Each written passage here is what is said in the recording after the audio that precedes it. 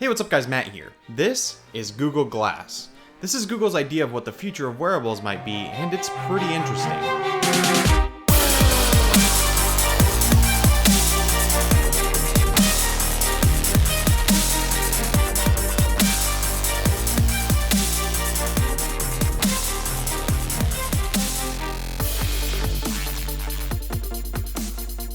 So right now, the main wearable tech is located on your wrist. We have things like the Fuel Band from Nike, the Jawbone Up, but we also have smartwatches, like the most popular is the Pebble, and we also have the newly announced Android Wear. Now these wearable devices are kind of trying to do the same thing. You can get notifications, you can send messages, sometimes you can take pictures. Really, it's just trying to do what you do on your smartphone, but without actually having to be on your smartphone, and for the most part, it works pretty well. But Google Glass is a little bit different. When you first put it on, the first thing you notice is that everybody looks at you. And I mean everybody. It's actually pretty crazy. But if someone's curious enough to actually ask you about it, they usually ask the same amount of questions. They ask, what is it? What does it do? And what's it like to wear? Those are the three most common questions you get asked. So let's start off with what Google Glass does. It's important to remember that this is the Explorer edition of Google Glass, which means it's not what it's going to be like when it's actually available for everyone to buy.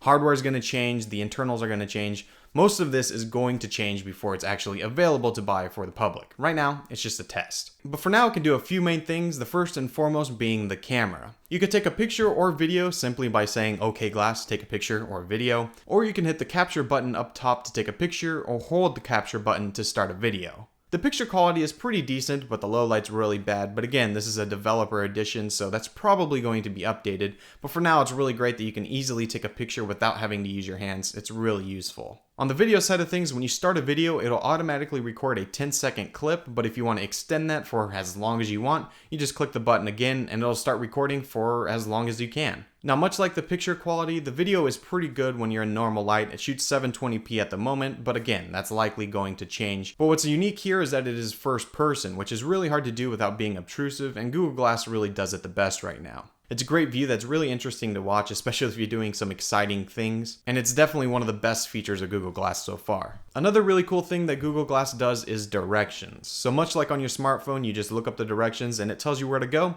but with this, you have a heads-up display of the directions and a map at all times for when you're lost. All you have to do is literally follow the arrow. Where you turn, it turns, and it tells you where to go. It's really the coolest way to get directions for walking, for driving, for bicycling. It's really, really easy, and it's right there all the time. A number of other things you can do are basic phone functions. So you can send a message, you get notifications, you can make a phone call, do a Google Plus Hangout, but this doesn't have a cellular antenna built in, so you have to connect it to your iPhone or Android device. Through that, you can get data so you can use the internet, and also it acts kind of like a Bluetooth headset, just, a lot crazier. You can also Google things. So if you've ever used Google Now on one of your smartphone devices, then it's pretty much the same thing. You can say, "Okay Glass, Google, how tall is the Empire State Building?" And it'll bring it up just like it would in Google Now. Now with the Google feature, you can actually search pretty much all the internet. You can ask it pretty much anything and it'll give you back a Wikipedia or a first article on that thing. You can also watch YouTube videos. It's basically the whole internet browser here,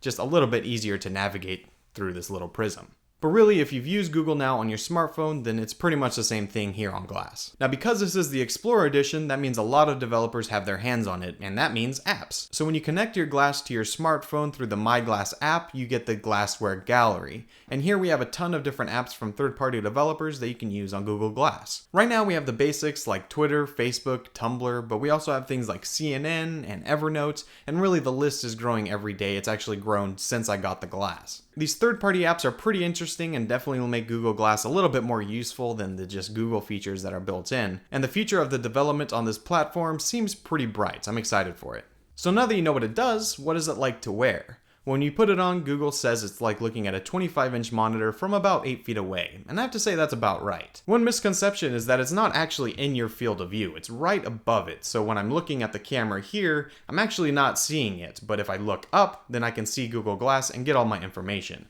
So it's really normal unless I want to look at it, which is really well done by Google. Also, it seems like this would strain your eyes having to look up all the time, but it's actually extremely comfortable and there's really no strain, at least for me. I've never noticed anything. I look up, it doesn't have to look really high, it's just right there, and it focuses perfectly. There's no strain on my eyes whatsoever, so that part you don't have to worry about. To use Google Glass, you use a mixture of voice commands and swipe gestures. The entire side of Google Glass is a touchpad, so you can swipe forward, swipe back, swipe down, and swipe up to navigate the different menus and get around Google Glass. But if you want to go hands-free, you could simply tilt your head to turn it on and say, "OK Glass," and say a command. There's a little bit of a learning curve to get used to actually using Glass, but once you learn how to do it, it's pretty natural and there's nothing really confusing about it. For this form factor, this seems like a really great way to go about it without having to completely eliminate manual controls, so you still have the touchpad, but you also get the voice controls, which is good. But when wearing Google Glass, I really haven't found it to be obtrusive like I thought it might be. It really isn't in your field of view all the time unless you want it to be, and besides everyone looking at you and a lot of people asking you questions about it, there's really nothing about it that changes in your everyday life. It's just an easier way to get information, and it works pretty well so far. So, is Google Glass the future? Well, I have to say that yes, it probably is, but just not in this form factor. Yes, at some point we're probably going to move away from smartphones and smartwatches and stuff like that, and move away to things that are just in our field of view that we can control with our voice or with some other kind of gesture that we might not even come up yet. But this iteration of Google Glass definitely has a long ways to go. With the Glassware Gallery, there's a lot of apps that are being developed that are pretty cool, and they definitely have some potential, but for now, this just isn't the way it's going to work. I feel like the main issue here is that they're trying to solve a problem that we don't really have. Yes, we are always buried into our smartphone, but this isn't an easier way of getting information, it's just a different way of getting information,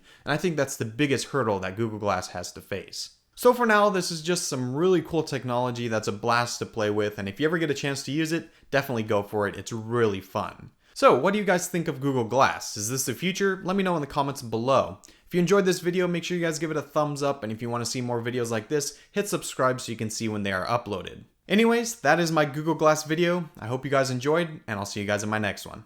See ya!